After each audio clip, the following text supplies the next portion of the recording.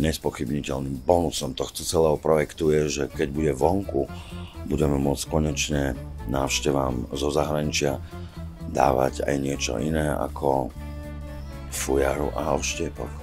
So všetkou úctou k spomínaným veciam.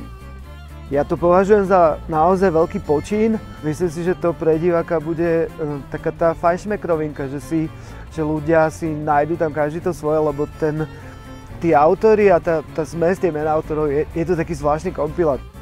Je to už niečo medzi obyčajnou literatúrou a dramatickým umením.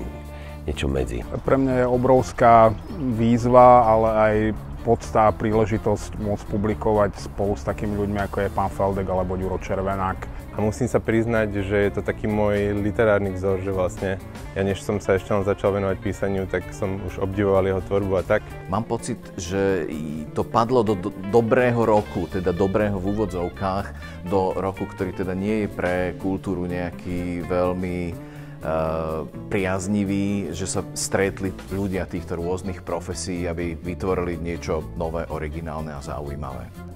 Ja som priateľom Prešporského divadla.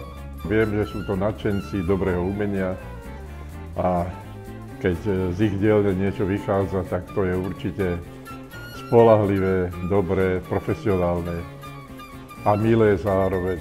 Okrem samotnej práce to bolo vlastne krásne stretnutie a vždy je výnimočné sa stretnúť s ľuďmi, ktorí niečo robia z presvedčenia, lebo to majú radi.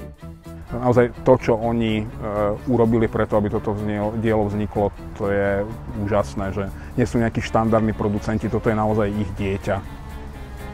Hej, padá rosička, spali by moje